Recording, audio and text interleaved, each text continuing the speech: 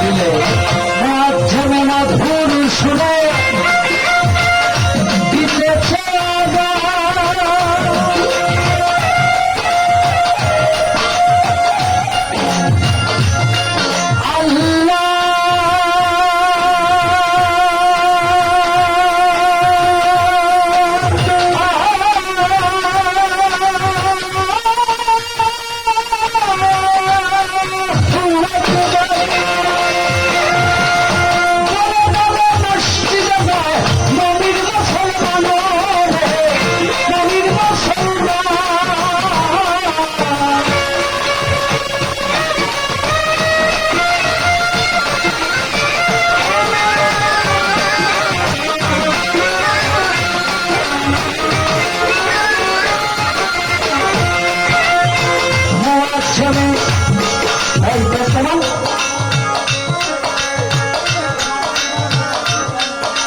একদম শব্দ।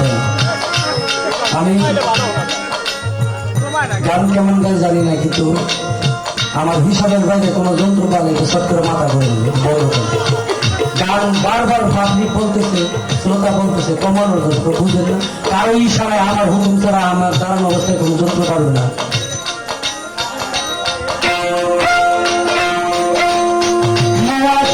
মধুর সুরে দিতেছে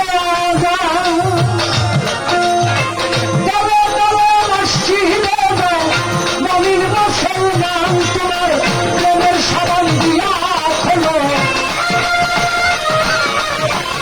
প্রেমের সাবান দিয়া খোলো অন্তরের ময়লা, সেই ছাবি লাগাইলেই করবে বেহেশতের তালা, সেই ছাবি লাগাইলেই করবে বেহেশতের তালা।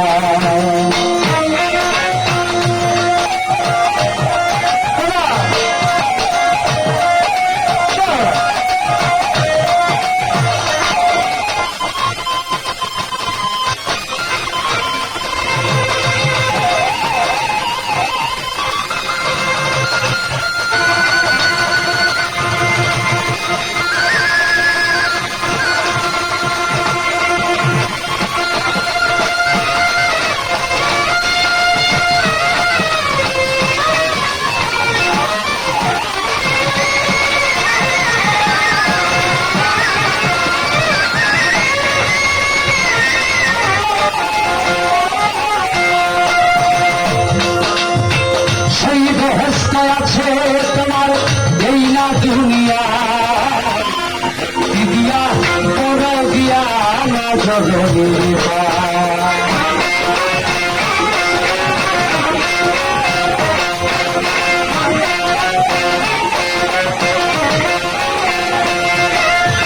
সেই বেহেশত আছে তোমার এই না দুনিয়া, ভক্তি দিয়া বড় দিয়া অঙ্গে মাখিয়া রাখো,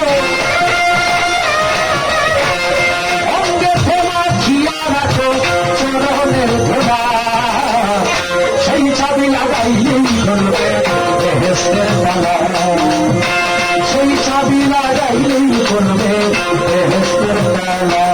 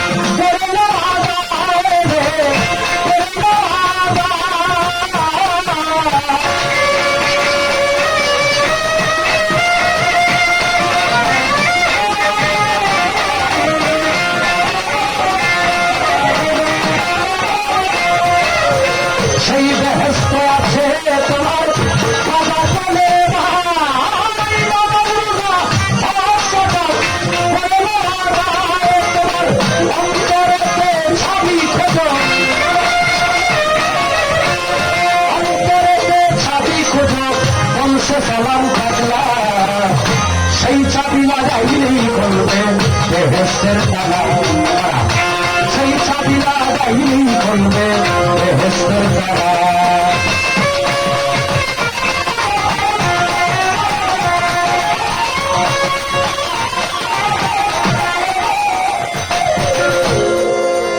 নামাজ বেহেশতের চাবি, বলছেন আমার দিনের কামলিওয়ালা, সেই চাবি লাগাইলেই খুলবে বেহেশতের তালা। আমার হুজুর পাক সাল্লাল্লাহু আলাইহি সাল্লাম বললেন, কোন ব্যক্তির ঘরের সামনে যদি পানির একটি পুকুর থাকে, কোন ব্যক্তির ঘরের সামনে, ঘর থেকে বের হইলে যদি একটি পানির পুকুর থাকে,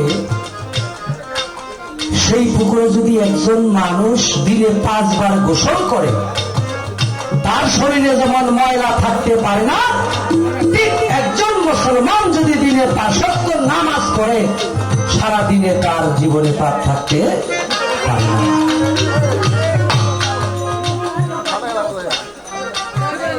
নামাজ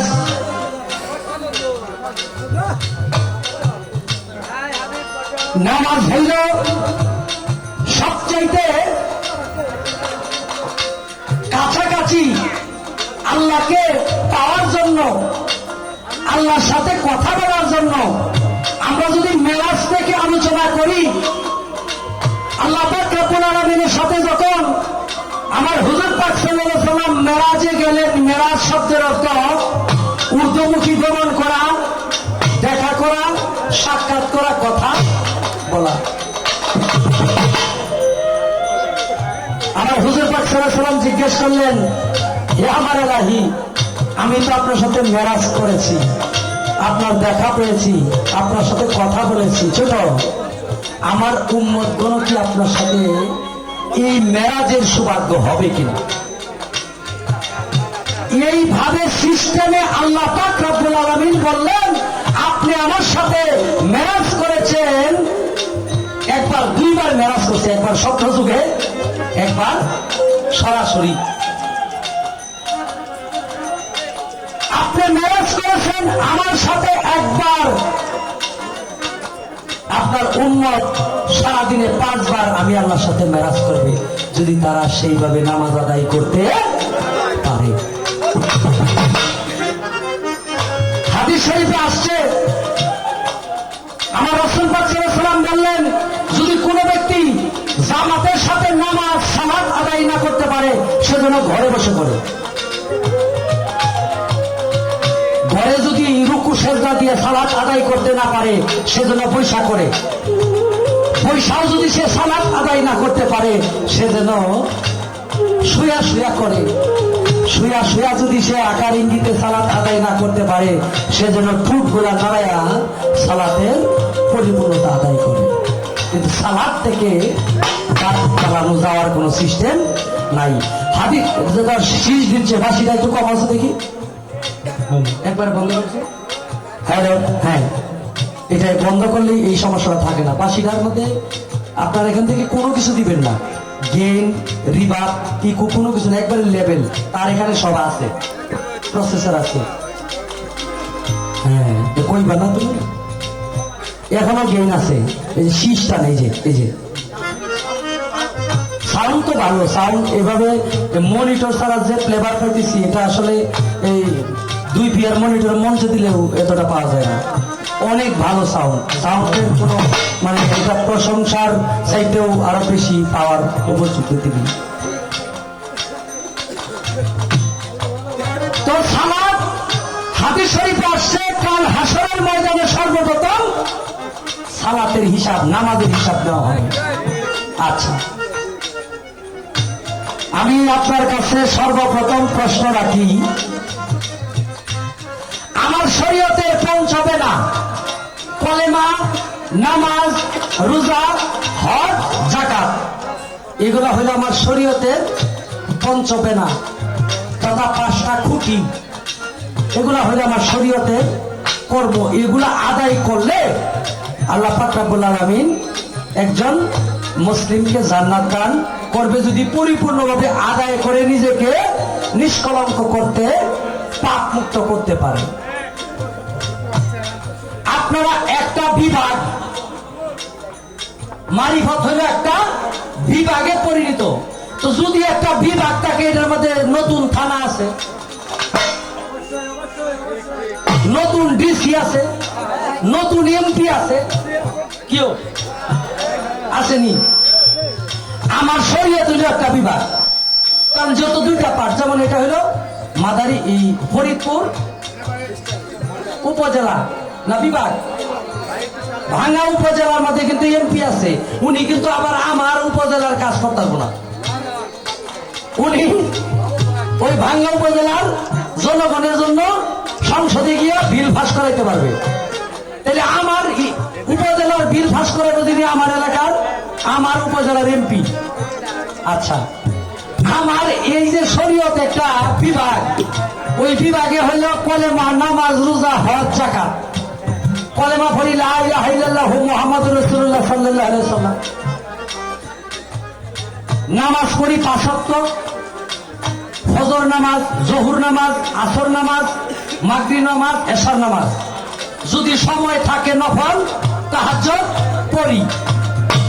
গেল দুইটা। হজ করি, কাবা শরীফে যায় যদি অর্থে আমি ওইভাবে স্বাবলম্বী থাকি। 3 নাম্বার যাকাত দেই। 5 নাম্বারে রোজা। কি রোজা? ওই যে গেল রমজান মাস, 30টা রোজা, 30টা তারাবি, এগুলা আমাদের শরীয়তের কর্ম। আচ্ছা, এখন আপনার কাছে আমার প্রশ্ন হইল, আমার এই শরীয়ত বিভাগে কলেমা, নামাজ, রোজা, হজ, যাকাত আছে, আপনার শরীর তো মারিফতের কলেমা যদি থাকে কি, নামাজ যদি থাকে কি, হজ যদি থাকে কি, রোজা যদি থাকে কি, যাকাত যদি থাকে কি, কিভাবে আদায় করেন না আমার গুলাদের চলে? ঠিক নেই। একটা প্রশ্নই রাখলাম, প্রথমে বাড়ির ভিতরে আইসা এত কিছু জিজ্ঞা লাভ নাই, একটাই দিলাম, ওইটার উপরে আলোচনা তিনি করবেন। হ্যাঁ, আপনারা সবাই মূল মূল জায়গায় শরীয়ত কোথা থেকে আসলো, শরীয়তের রং কি, কালার কি, ওইগুলা মানে বাড়তি আলোচনার দরকার নাই, কাজের আলোচনা করব। তার বিভাগে কি কি আছে যেটা দেখলে আমার এই শরীয়ত থেকে ওই জায়গায় যাইতে হয়। রাখলাম।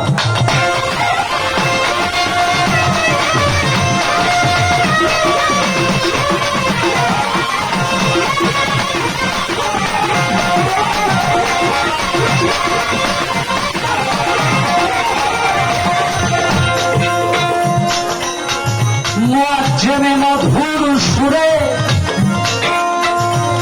দিতেছে আযান, চলে চলে মসজিদে যাও, মুমিন মুসলমান তোমার প্রেমের সাবান দিয়া খোলো, প্রেমের সাবান দিয়া খোলো অন্তরের ময়লা, সেই চাবি লাগাইলেই করবে বেহেশতের তালা, সেই চাবি লাগাইলেই করবে বেহেশতের তালা। নামাজ বেহেশতের চাবি,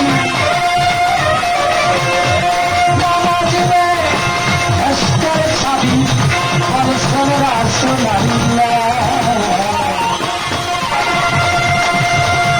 সেই চাবি লাগাইলেই করবে বেহেশতের তালা।